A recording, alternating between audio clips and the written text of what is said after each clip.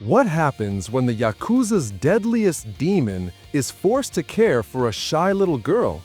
You get one of the sweetest, funniest, and most unexpectedly wholesome anime out there. Welcome to the Yakuza's Guide to Babysitting. The story opens by introducing us to Toru Kirishima, a high-ranking member of the Sakuragi crime family. And this guy, he is not subtle.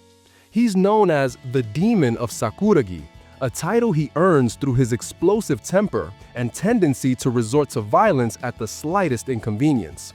We see him in action right away. Kirishima basically turns what should be a simple business conversation into an all-out brawl, leaving everyone around him terrified. His boss, Kazuhiko Sakuragi, has had enough of Kirishima's reckless behavior. Instead of punishing him with something typical like grunt work, Kazuhiko gives him a very unexpected assignment. You're going to take care of my daughter. Enter Yaeka Sakuragi, a soft-spoken, gentle little girl, the total opposite of Kirishima's chaotic energy. This isn't just a job. It's meant to teach Kirishima responsibility and maybe how to function as a civilized human being. Yaeka is shy and reserved, and Kirishima has no idea how to interact with a child. He literally treats babysitting like an assignment he can muscle his way through. Even his poor underling Sugihara suffers. Kirishima dumps half the childcare tasks on him out of sheer confusion. When Kirishima walks Yaeka to school, shady men from an earlier confrontation start tailing them. Kirishima silently takes them out one by one, all while keeping his threatening aura hidden from Yaeka. It's the first hint that despite his violent lifestyle, he's taking the protection part of babysitting very seriously. Later, Yaeka's aunt Kanami Kurosaki drops by and tries her best to help at home, but it becomes clear that Yaeka spends a lot of time alone. Kirishima notices a school invitation hidden in her room, a Parents' Day event. Yaeka hasn't given it to anyone because she doesn't have a parent who can go. This moment hits harder than any of Kirishima's punches. For the first time, he seems genuinely concerned for her. As the episode progresses, Kirishima begins to change. He stops treating babysitting like a punishment and starts taking real initiative. These small moments, walking her home, noticing her feelings, protecting her, slowly chip away at his hardened exterior.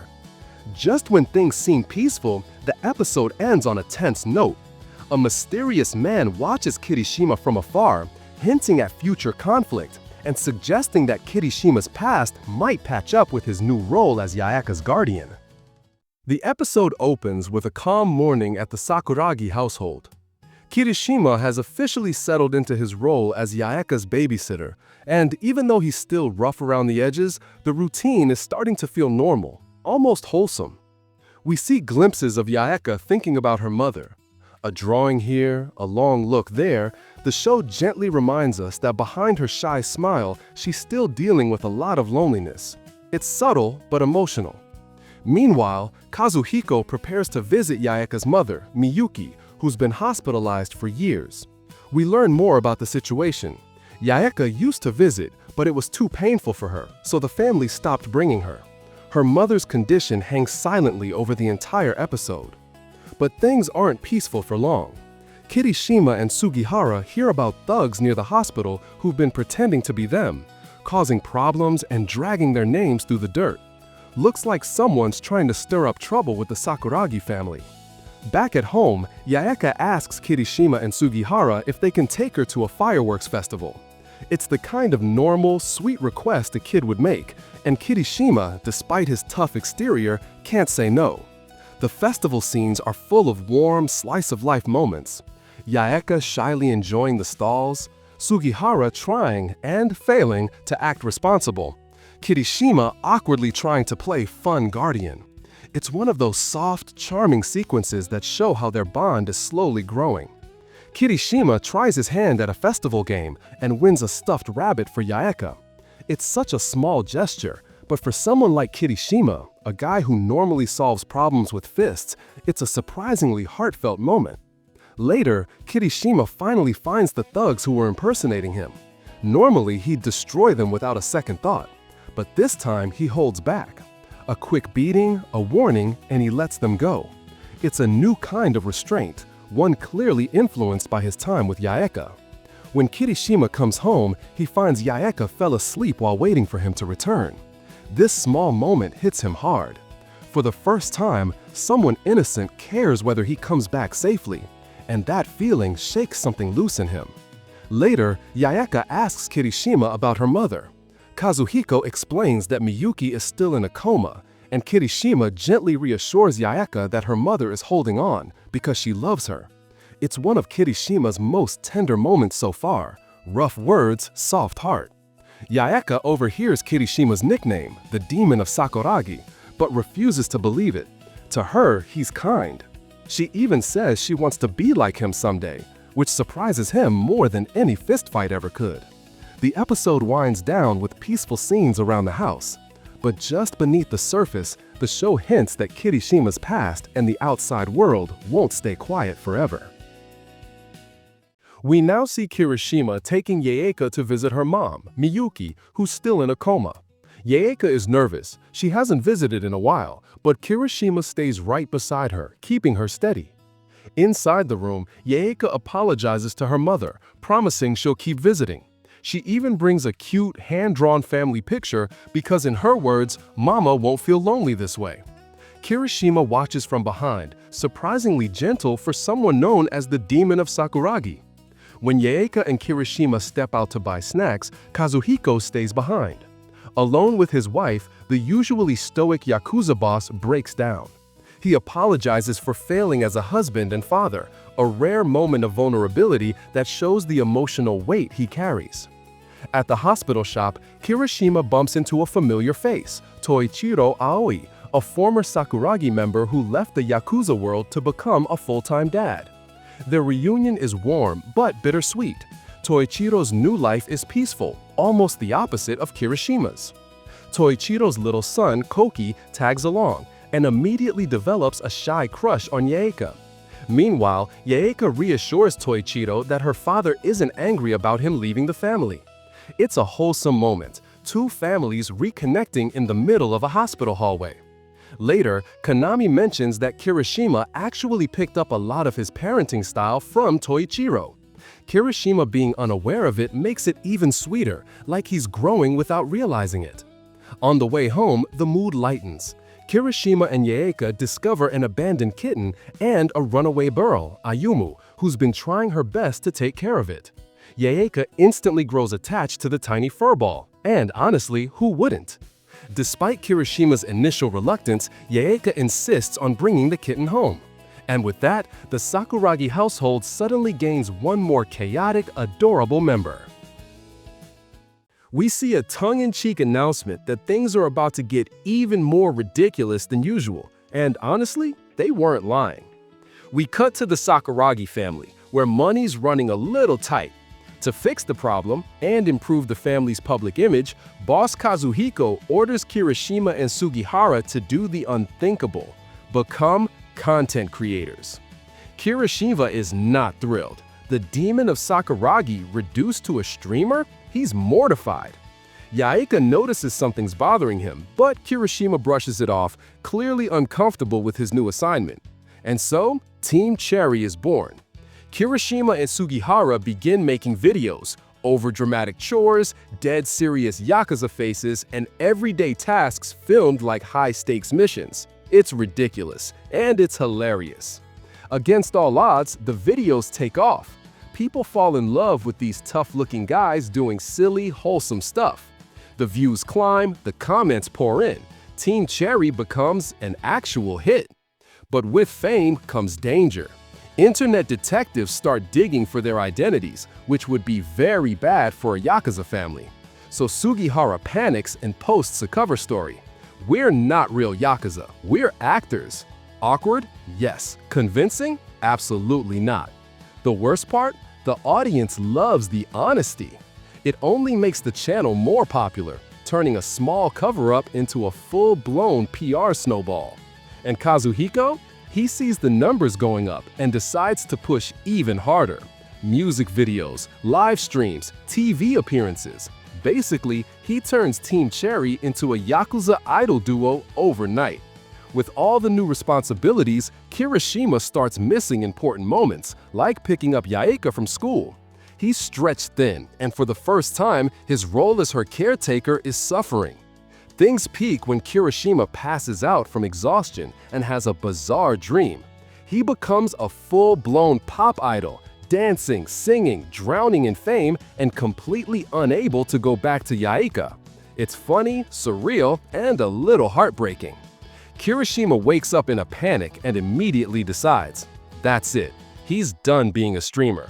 No more videos, no more spotlight. His place is with Yaeka, not the internet.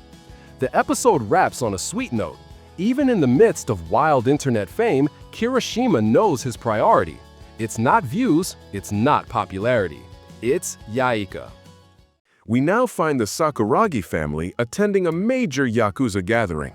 Kirishima is right there, but he's not feared the way he once was. Thanks to his new role as Yaeka's babysitter, word's been spreading that he's gotten soft. And trust me, that rumor is about to cause some problems. On the way home, Kirishima runs into Rei Hojo, an old classmate who now works as a tattoo artist. Rei instantly notices something's changed in Kirishima. He's calmer, happier. Basically, Yaeka has turned this man from the demon of Sakuragi into a functioning human being. But of course, not everyone is happy about Kirishima's new vibe. Yanagi from the Kusagami family hears the rumor that Kirishima's gone soft, and this guy takes it as a personal challenge. His goal? Push Kirishima until the demon comes out again. Back at home, Yaeka is spending the day baking with Kanami and Ayumu. It's adorable, it's peaceful, and it's the perfect contrast to the Yakuza tension slowly brewing in the background. These slice-of-life moments really highlight how much Kirishima's world has changed. Kirishima gets a call from the boss to reserve a table at the Sakuragi family restaurant. But when he calls, he hears Yanagi's voice on the other end. Yanagi has basically barged in, acting like he owns the place, mocking Kirishima for being soft. Kirishima shows up, and here's the surprising part. Instead of beating Yanagi senseless on sight, he holds back, calm, controlled. He forces Yanagi to leave without losing it. But of course, Yanagi pushes things too far. He tries again to provoke Kirishima, and this time, Kirishima hits his limit. What follows is a short but extremely satisfying scene where Kirishima reminds everyone why he used to terrify half the criminal underworld. After the dust settles, the show shifts back to its peaceful tone. Yaeka and her friends finish their cake, and Kirishima returns to the quiet, everyday life that's been softening him little by little. It's a perfect blend of action and heart, exactly what makes this series so unique. We open with Yaeka's birthday right around the corner. Kirishima notices she's acting shy about it, and for good reason. Her family situation means she hasn't exactly had a lot of normal birthdays. But this hits Kirishima in a personal way. He remembers the warmth of his own childhood birthdays, especially his mom's cooking. Kirishima decides that his gift won't be something fancy or expensive, it'll be something meaningful. He wants to cook Yaeka omurice, the same dish his mother used to make for him. There's just one problem. The man can fight a small army, but he cannot cook to save his life. So he turns to Kanami for help, and we get a bunch of wholesome, slightly awkward cooking scenes as Kirishima tries his best to master the basics. Meanwhile, Yaeka is at the park with Sugihara and Takeuchi, and this is where she meets Sara, a bright and energetic girl who instantly pulls Yaeka out of her shell. Yaeka's world has always been small and protected, so this moment, her making her very first real friend, is huge. It's sweet, simple, and one of the episode's most heartwarming highlights. The next day, Yaeka learns that Sara and her dad, Leon, have moved in right next door. Leon is friendly, cheerful, and the complete opposite of the intimidating Yakuza atmosphere in the Sakuragi household. Finally, it's party time. Sara and her dad come over, the house feels warm, and Kirishima presents his homemade omurice to Yaeka. It's not perfect, but to Yayaka, it's the best gift she could have gotten. For a moment, her life feels like that of a normal kid. Friends, family, and a simple birthday party. She's happy, and so is Kirishima. But Yakuza Babysitting always balances sweetness with a reminder of danger. News breaks that Masaya Hanami, a violent figure from Kirishima's past, has been released from prison. This sets up the next arc, hinting that Kirishima's calm new life may be interrupted and that Yayaka might be caught in the crossfire. Before we continue, just a quick reminder to like and subscribe to the channel if you enjoy seeing content like this. Now, back to the video. Masaya Hanami, recently released from prison, he's been stewing over the legend of the Demon of Sakuragi, and he refuses to believe that the fearsome Kirishima has turned into, of all things, a babysitter. Masaya starts tailing Kirishima as he walks Yayaka home, watching, judging, and waiting for an excuse to pick a fight. Masaya finally confronts Kirishima right in front of Yayaka. This is the moment he's been craving. He wants to see if the demon is still in there. Kirishima's posture tightens, his expression darkens. For a split second, the old Kirishima flickers through, and you can feel that dangerous aura return. But Yayaka's calm, gentle presence pulls him right back. Kirishima reins himself in. No outburst, no fight. Masaya is left frustrated. He didn't get the monster he came looking for. Masaya is retrieved by his own boss. The higher-ups don't want an open war with the Sakuragi family, so the conflict ends, for now.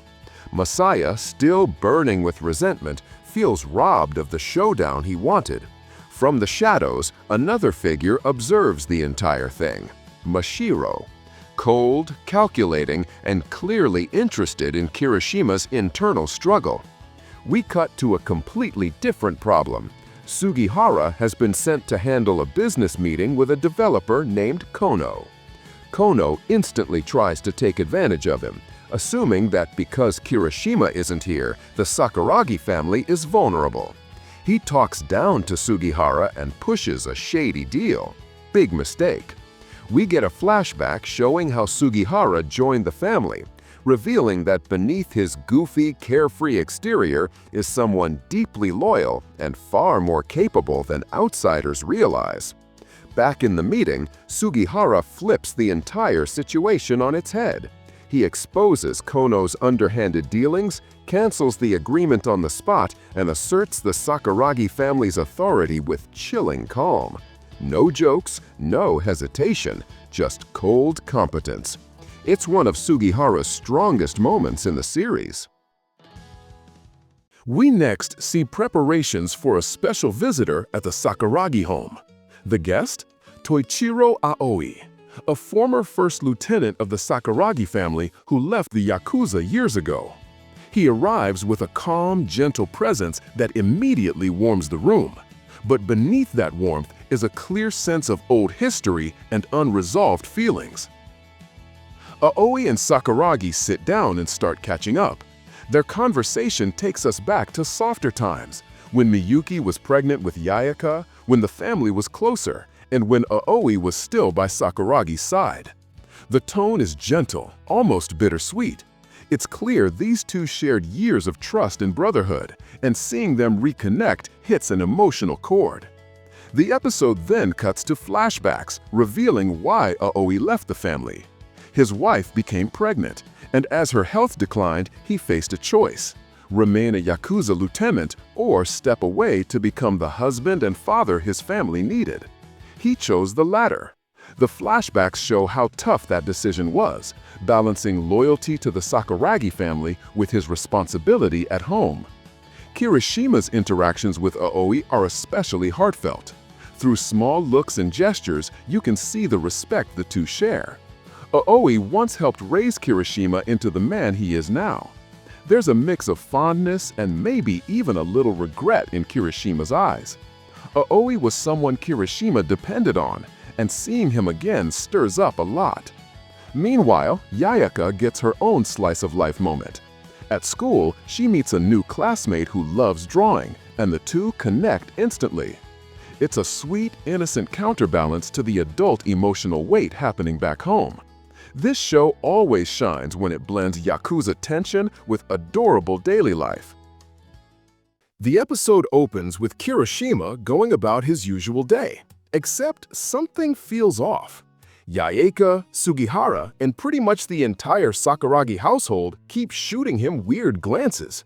Every time he walks into a room, boom, instant silence, whispers, nervous looks. Kirishima's confusion slowly turns into irritation. He's convinced something shady is going on, and honestly, same. Trying to get answers is a lost cause. Yaeka dodges questions. The subordinates panic like they've been caught doing something illegal, which, to be fair, they're Yakuza, but still. Even Sugihara, Kirishima's closest co-worker, refuses to spill. The tension builds until Kirishima is seconds away from snapping. Just then, the boss himself, Kazuhiko Sakuragi, appears. Kirishima explains that everyone is acting seriously weird. But Kazuhiko, he leans into it. He keeps up the secrecy, refuses to answer anything, and basically trolls Kirishima just to maintain the surprise. Now Kirishima's even more confused. And then, finally, the entire charade collapses. Everyone gathers, the lights come on, and it turns out it's a surprise birthday party for Kirishima. He forgot his own birthday, so the household had to sneak around to keep the plans hidden. Kirishima is shocked, embarrassed, and low-key touched. Yaeka proudly steps forward with her contribution. She made sure the party includes one of Kirishima's favorite dishes, Ajadashi tofu. Seeing Kirishima enjoy the food makes her beam with pride. It's one of the cutest moments in the episode and really shows how close the two have grown. Next comes story time. Konami and the other long-timers tell embarrassing stories about Kirishima's youth. Apparently, he used to be hopelessly scatterbrained. One tale explains how he accidentally bought Yaeka a stuffed sheep toy, Meme, which ended up becoming her favorite. The flashbacks tie nicely into the theme of the episode. Small moments build lifelong bonds. We also get a touching look at Kazuhiko's past with Miyuki, Yaeka's mother. He shares how they met in a flower shop, bonding over flower arranging. It's a sweet reminder that even in a Yakuza family, love and everyday kindness still define their lives. As the party winds down, Konami reflects on something deeper. Ever since Miyuki's hospitalization, the household slowly drifted apart. But Yaeka, through her innocence and kindness, has rebuilt those connections. And Kirishima, once the violent demon of Sakuragi, has become a central piece of that healing. The Sakuragi crew is relaxed, Yaeka smiling. Everything feels warm and peaceful. But in the shadows, we see a stranger watching them, secretly taking photos of Yaeka. The threat is already in motion.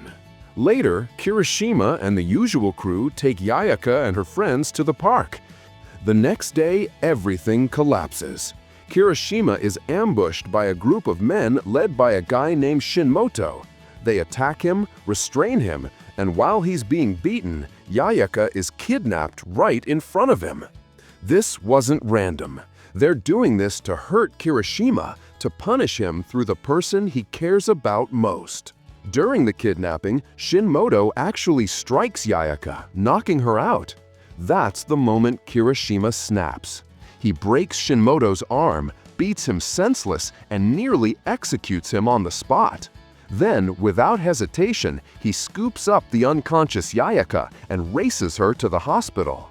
Doctors confirm she has a concussion. This is the emotional low point of the episode. Kirishima's worst fear, Yaeka hurt because of him. While Yaeka rests in the hospital, Kirishima goes full demon of Sakuragi. Kirishima hits the streets alone, hunting down anyone connected to the attackers. Sugihara and the others scrambled to investigate, but it's obvious this was retaliation for Kirishima's brutal past.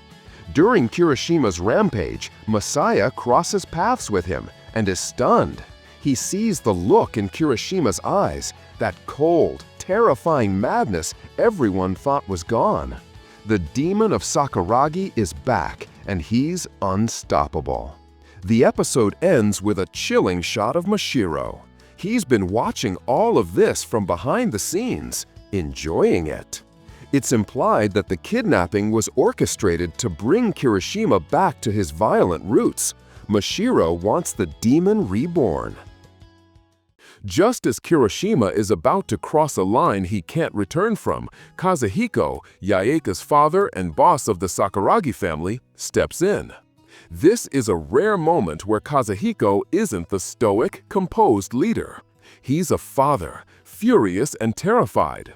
He grabs Kirishima, physically and emotionally pulling him back, and forces him to face what he's doing. Kazuhiko reminds him, he's not just a weapon. He's Yaeka's protector, and right now, she needs him alive, not lost to rage. Kirishima returns to the hospital, weighed down by guilt. And then Yaeka wakes. Even though she's been the victim, her first concern is Kirishima. It's a quiet, heartfelt moment that immediately softens the storm he's been trapped in. Their bond is stronger than ever. As Yaeka recovers, she makes a simple, innocent request. She wants to see fireworks. But there aren't any fireworks shows right now, and emotional tension in the household is thick. Still, Kirishima makes a silent promise to give her what she wants, no matter how impossible it seems. Kirishima secretly arranges a private fireworks display just for her. The scene is soft, warm, and filled with all the unspoken love and protectiveness he carries for Yaeka. It's a brief moment of light after so much darkness. But behind Kirishima's smile, something feels off. Later that night, Sugahara receives a message from Kirishima. It's simple, it's polite, and it's terrifying. He asks Sugahara and the family to look after Yaeka. No context, no explanation, just goodbye.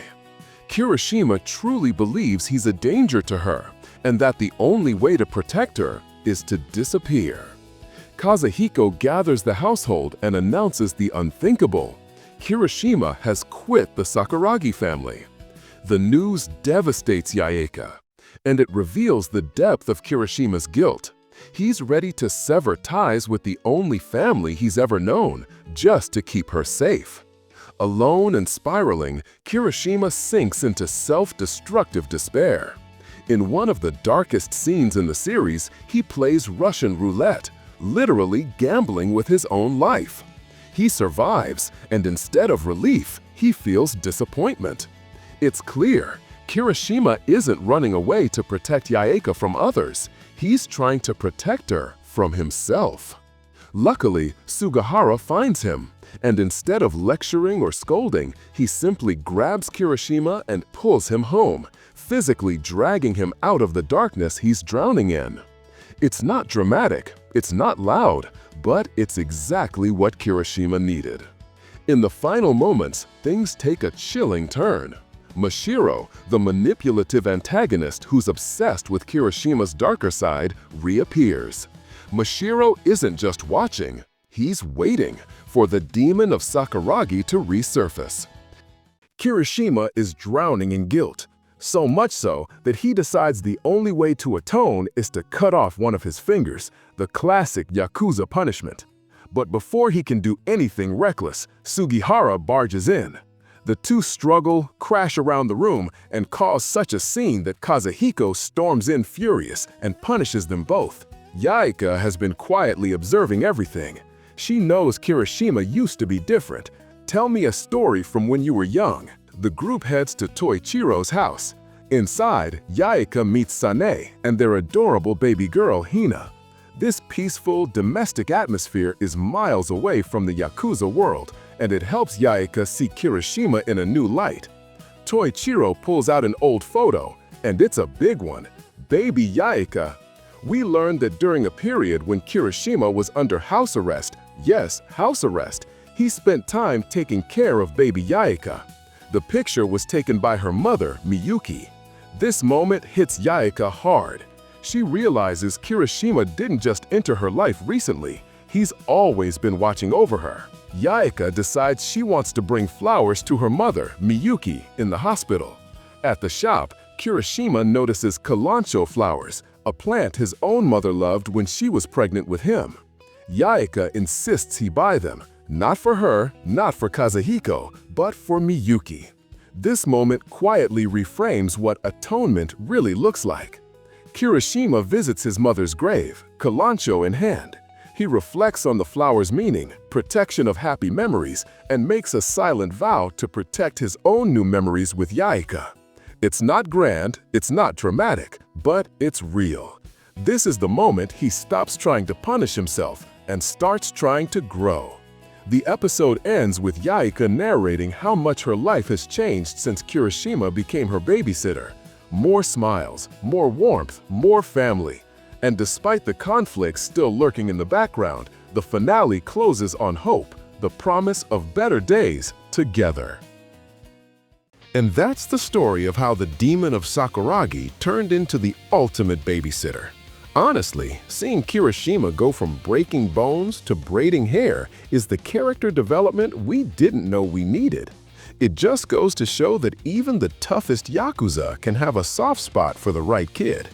If this recap warmed your heart, or if you just want to see Sugihara get yelled at one more time, make sure to drop a like and subscribe. Thanks for watching, and remember, stay entangled.